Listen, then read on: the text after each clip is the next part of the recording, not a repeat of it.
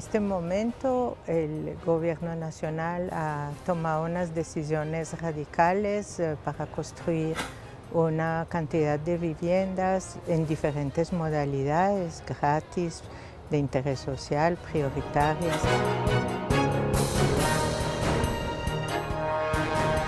No es posible construir un sistema habitacional, un modelo de habitacional, sin conocer la realidad y las necesidades que tiene la población.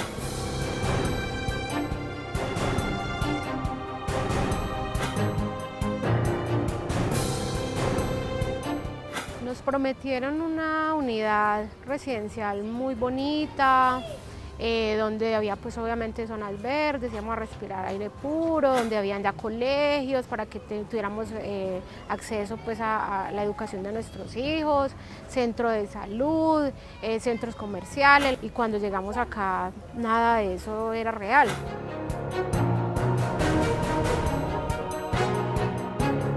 Hablar también de manera contundente que sean 42 metros cuadrados suficientes para una familia es absurdo.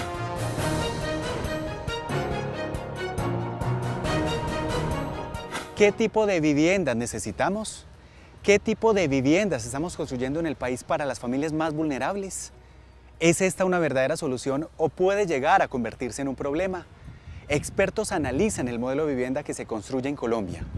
También conoceremos la experiencia de la Ciudadela Nuevo Occidente, un proyecto que a la vista de especialistas y de sus propios habitantes tuvo más errores que aciertos en su planeación y construcción.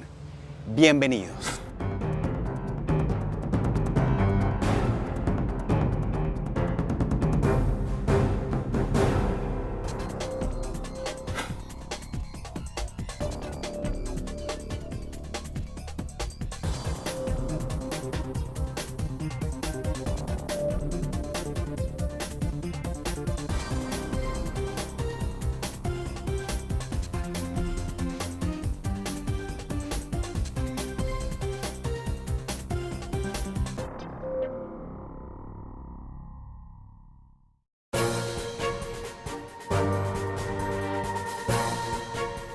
Un millón de viviendas nuevas fue uno de los ambiciosos planes del presidente Juan Manuel Santos durante su primer periodo de gobierno.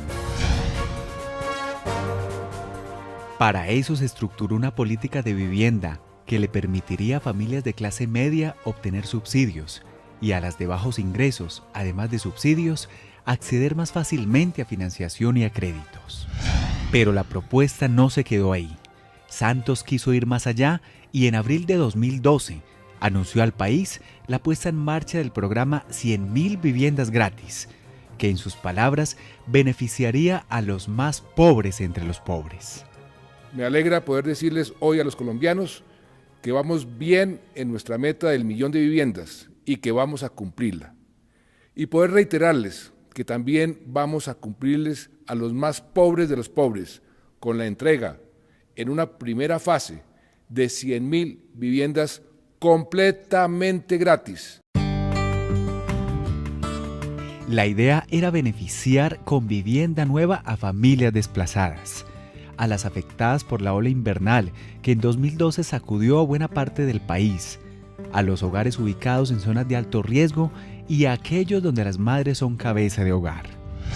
A la fecha, más de 15.000 viviendas se han construido en todo el departamento, incluyendo a Medellín. Sí, nosotros tenemos un convenio con el Gobierno Nacional, con el Ministerio de Vivienda, dentro del cual estamos haciendo 7.311 viviendas de las 100.000 que está haciendo el Gobierno Nacional en cuanto a vivienda gratis. Ya hemos terminado alrededor de 5.100 y estamos pues, durante lo que resta de este año terminando los proyectos que nos faltan para llegar a esa cifra. El proyecto, que ha sido inspirado en un modelo desarrollado en Brasil por el expresidente Luis Ignacio Lula, ha beneficiado a miles de familias y a muchas les ha transformado la vida. Pero a pesar de ello, es mirado con cierto escepticismo por especialistas y urbanistas. Hemos criticado el proyecto de 100.000 viviendas gratis porque no corresponden a atender la demanda de las necesidades cuantitativas ni cualitativas de la familia, sino que están enfocadas más al modelo económico que ha implementado el gobierno nacional. no podemos dejar de desconocer o olvidar que la crisis económica afectó la economía colombiana y por un acto coyuntural convirtieron la construcción y dentro de ella la construcción de vivienda en la locomotora de la economía.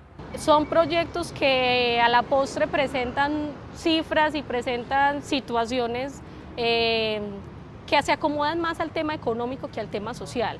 Entonces, la idea que le están vendiendo a la gente también con este proyecto es usted puede conseguir su casa con más facilidad en cuestión de recursos y en cuestión de tiempo. Pero tampoco están hablando de qué va a pasar ahí en ese lugar. Por ejemplo, el tema de equipamientos sociales. Usted no construye una casa, usted construye barrios, usted construye comunidades. Otra de las observaciones es el tamaño de las viviendas, que van de 42 a 47 metros cuadrados. Espacio suficiente para una persona o una pareja, pero tal vez no para una familia desplazada. El otro aspecto, Rafael, es que nosotros somos desplazados campesinos y de los pueblos, y la característica es que nuestras familias son, digamos, medianamente abundantes, entre 4 y 6 integrantes por familia, y nos van a entregar soluciones de vivienda de 42 metros, entonces quedamos hacinados. Familias que antes vivían en el campo o en zonas de alto riesgo, ahora deben convivir en edificios de apartamentos, adaptarse a una nueva vecindad, pasar de la informalidad a la formalidad, por ejemplo en el pago de servicios públicos y de zonas comunes. El modelo de edificaciones es prácticamente el mismo en todo el país. Según especialistas, no se ha tenido en cuenta la diversidad cultural, el tipo de clima y las necesidades de las poblaciones. Yo pienso que en parte asumir un solo modelo ya es problemático. O sea, nuestro país es un país muy diverso, con culturas muy diversas, con relaciones humanas en cuanto al vínculo con el espacio muy distintas de acuerdo con las culturas, con las situaciones económicas, sociales e inclusive políticas. Entonces sería un absurdo aplicar vivienda en altura como de hecho está ocurriendo en proyectos en Sincelejo o en otras ciudades intermedias porque van a generar unas intervenciones inadecuadas sobre áreas alejadas de los centros urbanos, generando a su vez problemas de movilidad urbana que no tenían. La experiencia del proyecto Ciudadela Nuevo Occidente en Medellín, una iniciativa de vivienda de interés prioritario y social relacionada con los últimos 4 gobiernos de la ciudad, ejemplifica varios de los problemas evidenciados en los proyectos nacionales de vivienda masiva. ¿Qué es lo que ha ocurrido allí? ¿Y por qué pobladores y especialistas lo consideran una bomba de tiempo? Ya regresamos.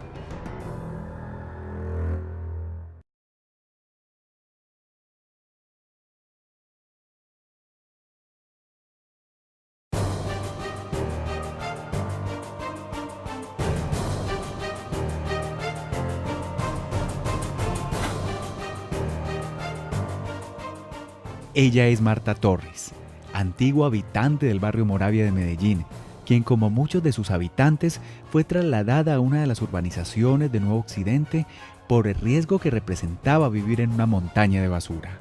Inicialmente vine de la zona de Urabá, víctima del conflicto armado.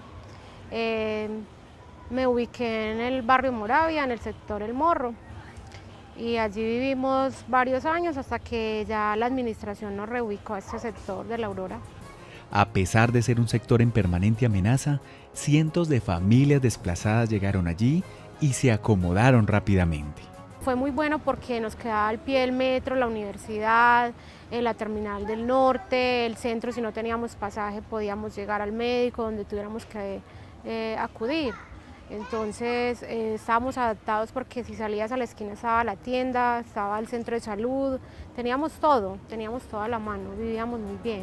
Con esfuerzo y en medio de la pobreza, Marta logró levantar una casa de concreto y asegurar un techo para toda su familia. Por eso manifiesta que cuando conoció la noticia de que recibiría una vivienda nueva en un lugar aparentemente más seguro, más que alegría, sintió preocupación. Pues fue algo que nos llegó como un chaparrón de agua que no esperábamos, porque Era algo que no teníamos pues información de que eso iba a pasar.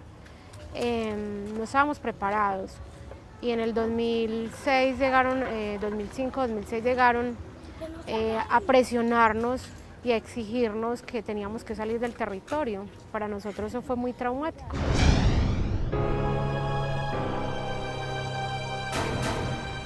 El mensaje era claro. Debían salir lo más rápido posible de Moravia, pues estaban asentados sobre una bomba de tiempo que podría explotar en cualquier momento. Debían postularse a vivienda nueva por reubicación y así serían beneficiados con un apartamento en la ciudadela Nuevo Occidente, en el corregimiento de San Cristóbal. Este sería el nuevo hogar de Marta y su familia, aunque, manifiesta, se llevó una gran sorpresa. Nos prometieron una unidad residencial muy bonita, donde había pues obviamente zonas verdes, íbamos a respirar aire puro, donde habían ya colegios para que tuviéramos acceso pues a la educación de nuestros hijos, centro de salud, centros comerciales, las personas que teníamos de pronto un negocio, podíamos tener acá un local comercial para que pudiéramos generar recursos y tener autosostenimiento. Y cuando llegamos acá, nada de eso era real. Marta es vehemente al afirmar que fue engañada por el Instituto Social de Vivienda y Hábitat de Medellín, ISVIMED, que además le entregó un apartamento diferente al que le había prometido. Pues inicialmente ellos me hicieron una mala jugada porque me llevaron a un bloque donde no me correspondía el que me habían sorteado. Y en ese lugar había humedad, había filtración y se subían las aguas negras y había una contaminación impresionante y mucha enfermedad. Y habían 2 familias que ya habían habitado ese mismo apartamento y los habían tenido que sacar porque los niños se enfermaban. Y cuando yo llegué, ese lugar no tenía luz, no tenía agua y me dejaron a la deriva, que pues gracias a mi oposición y a que hice protesta y les exigí mis derechos, me tuvieron que reubicar acá en el bloque 9. Como la historia de Marta, existen muchos otros casos de personas y familias insatisfechas con el proyecto Nuevo Occidente.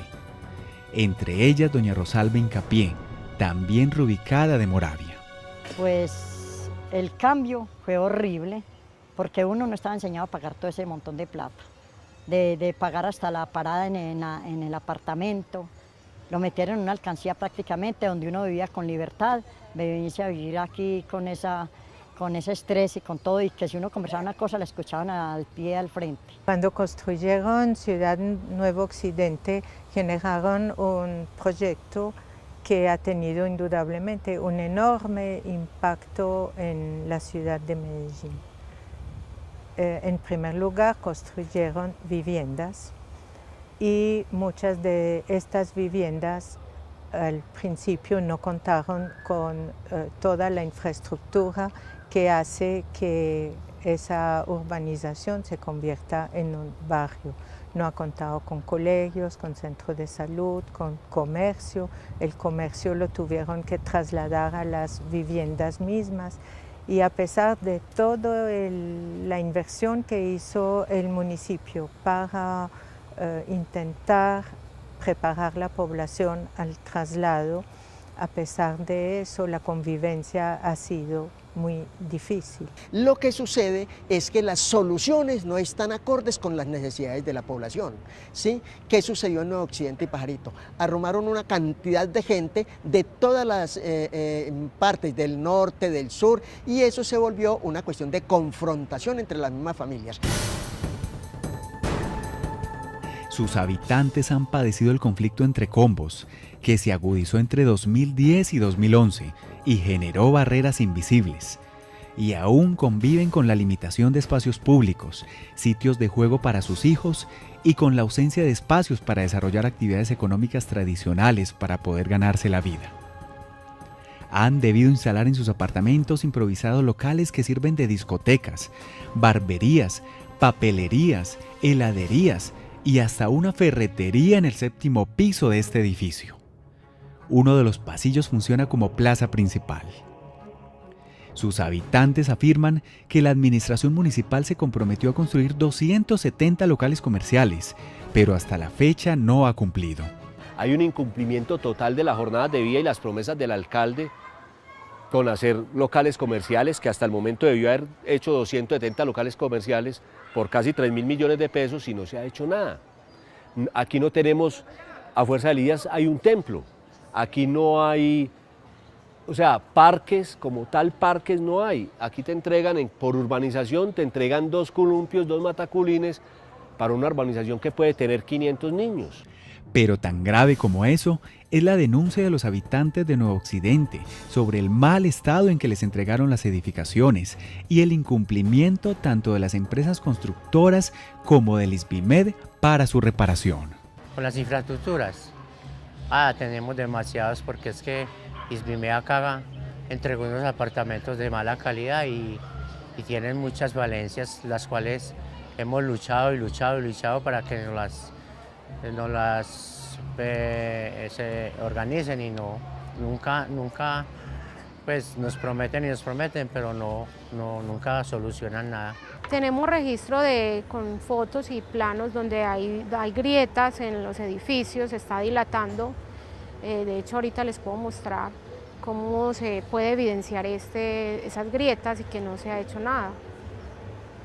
La zona de los tanques que suministran el agua nunca se les ha hecho un mantenimiento. Y al principio las familias, algunos niños se brotaban la piel porque el agua no se le hizo un buen mantenimiento a esto. Las calidades de las construcciones son pésimas. Un edificio, o sea, el edificio en general lo entregan sin la impermeabilización, sin los sellantes. ¿Qué pasa? Le dicen a uno, venga, ¿y esta agua de dónde viene? ¿Y este piso por qué así? ¿Y sabe qué le dicen a uno? No se preocupe, que eso lo vamos a organizar. Mentiras. También tenemos una preocupación que el Instituto de Vivienda sabe que hay unas falencias en Plan Parcial Pajarito en cuanto a la construcción que fue con material que no era el adecuado y que los materiales son de muy baja calidad y eso hace a que han habido accidentes, que los pasamanos se han deteriorado y han habido accidentes, se han caído personas también, de los pasillos se han caído, y que el Instituto de Vivienda no quiere hoy responder por estas falencias. Consultamos al director de ISBIMED y le preguntamos sobre los problemas que denuncian los habitantes de Nuevo Occidente. Sobre ello respondió. Eso es un proyecto que ha venido haciéndose durante varios años, viene de gobiernos anteriores, los primeros que se construyeron allá, y indiscutiblemente pues, en lo que tiene que ver con la vivienda como tal, ha sido un proyecto bien estructurado, se han venido entregando los proyectos allá sin ninguna dificultad, pero de una u otra manera pues, es una zona que requiere fortalecerla desde el punto de vista de movilidad y algunos servicios complementarios. No puede ser que viendo el drama, viendo la cantidad de problemas que están ocurriendo allí, se trate de ocultar y decir que no pasa nada. Creo que es todo lo contrario, es asumir que sí hay unas grandes problemáticas, que hubo unos errores, que hay, de alguna manera, algunos aportes positivos en términos del déficit de la ciudad, pero ese déficit cuantitativo no ha ido a la par del déficit cuantitativo. Aunque ya en este gobierno se han hecho inversiones muy importantes, sobre todo en temas de salud. Allá se inauguró por parte del señor alcalde Aníbal Gaviria un hospital muy completo en la zona y se ha ido, digamos, desatrasando un poco ese déficit de equipamiento público que existe allá. Un informe reciente realizado por el DAGRED a fines del 2013 evidencia problemas relacionados con humedades, fisuras, grietas, desprendimiento de mampostería, deficiente impermeabilización y mala calidad de los materiales de construcción. En el 2013 logramos que el DAGRED pasara e hiciera una visita a todas las urbanizaciones de Nuevo Occidente en el momento. Se encontró que las urbanizaciones están construidas con materiales de mala calidad, con ausencia de cemento en los morteros, en el concreto, con elementos no aptos para lo que son, como los pasamanos, que están a la intemperie y no son el material adecuado. Otro informe hecho por la firma de ingenieros Insigam y contratado por ISBIMED en mayo de 2012 ya había identificado problemas de humedad, de obras civiles, deficiencias eléctricas, problemas en la cubierta y en las zonas comunes. Los programas y los proyectos de vivienda que nosotros manejamos cumplen con toda la normativa establecida dentro de la ley colombiana. No tenemos ningún edificio y ningún proyecto en esa zona que tenga algún tipo de problema estructural, no existe. Se han hecho las visitas, las revisiones por parte de nuestro personal técnico muy juiciosamente, porque por supuesto pues, lo primero es garantizar la vida de estas personas. No existen problemas estructurales, reitero. Sin embargo, los problemas no terminan ahí. Expertos y pobladores consultados por este programa sostienen que varios de los terrenos donde fue construida la ciudadela están en zona de riesgo, como lo evidencia este mapa del POT actualizado en 2006. Según el POT, el Plan de Ordenamiento Territorial del 2006, aquí hay muchos terrenos que están catalogados como zonas de riesgo no recuperable y hay planos de eso. Con los cambios que le han hecho al POT, ¿sí? El último fue ahora en el 2012, extrañamente esos terrenos han desaparecido y ya son terrenos aptos para construcción. Lo que nosotros no entendemos es qué obras se han hecho para mitigar estas zonas de riesgo y por qué hay edificios que están construyendo así. Es evidente que hay bloques de apartamentos, de urbanizaciones que van en contravía a los estudios que se hicieron de riesgo y no se puede desconocer ese hecho. No sé cuál es la razón que se haya hecho de esa manera, pero los efectos negativos son evidentes. No haber cumplido con ese mapa de riesgo en donde ya los apartamentos están mostrando las problemáticas de haberse implantado sobre esa zona de alto riesgo no mitigado. En noviembre de 2013, una pobladora de La Aurora fue hasta la Curaduría Primera a expedir un certificado sobre el uso del suelo en el que se encontraba su vivienda.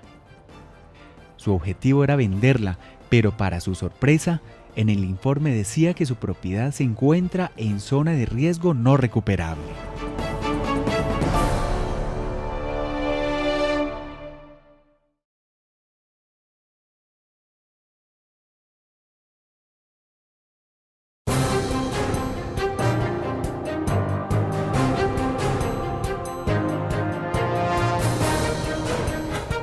Ocho años después de haber sido entregados los primeros apartamentos de interés social y prioritario en la ciudad de la Nueva Occidente, donde hoy viven por lo menos 80.000 personas, los problemas no paran para sus pobladores.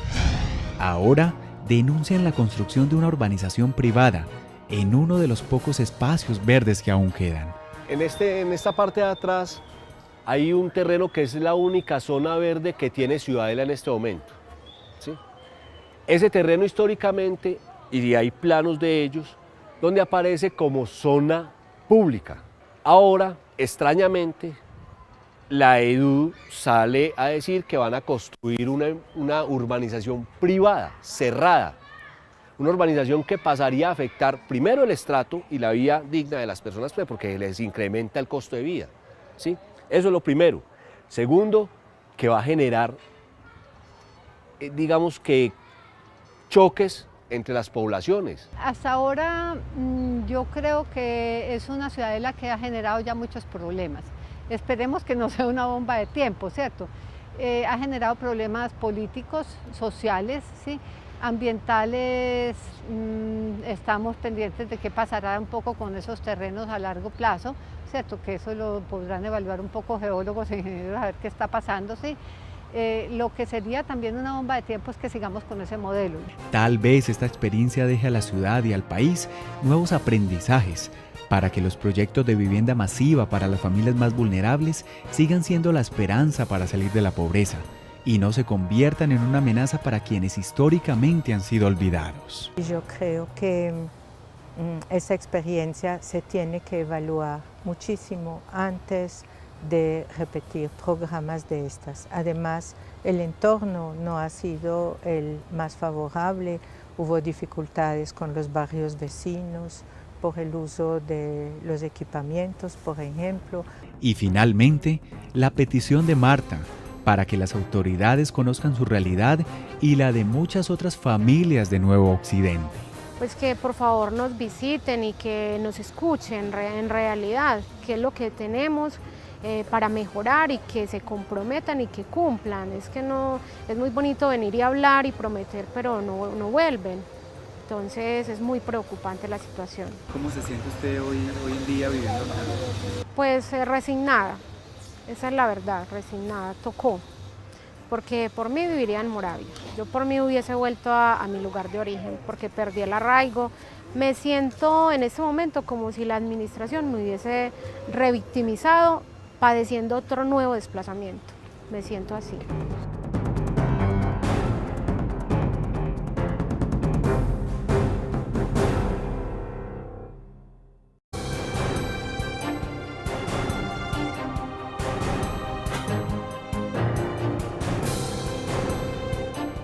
Nos prometieron una unidad residencial muy bonita, donde había pues obviamente zonas verdes, íbamos a respirar aire puro, donde habían ya colegios para que tuviéramos acceso pues a la educación de nuestros hijos, centro de salud, centros comerciales, y cuando llegamos acá nada de eso era real.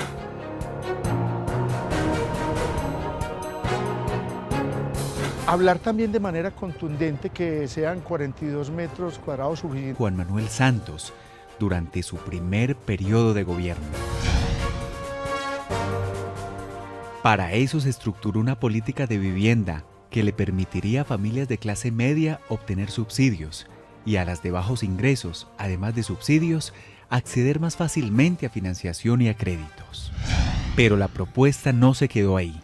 Santos quiso ir más allá y en abril de 2012 anunció al país la puesta en marcha del programa 100.000 viviendas gratis, que en sus palabras beneficiaría a los más pobres entre los pobres. Me alegra poder decirles hoy a los colombianos que vamos bien.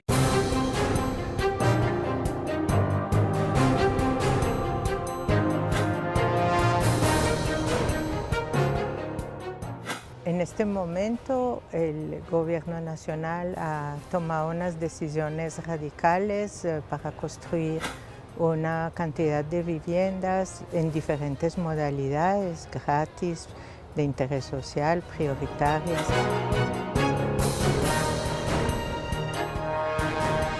No es posible construir un sistema habitacional, un modelo de habitacional, sin conocer la realidad y las necesidades que tiene la población.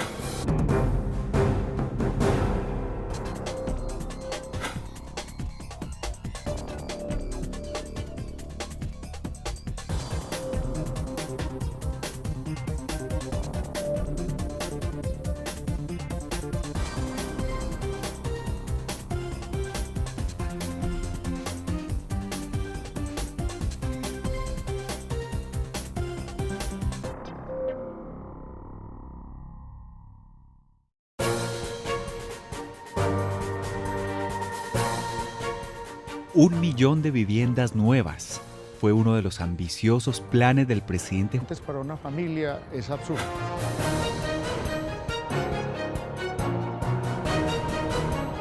¿Qué tipo de viviendas necesitamos? ¿Qué tipo de viviendas estamos construyendo en el país para las familias más vulnerables?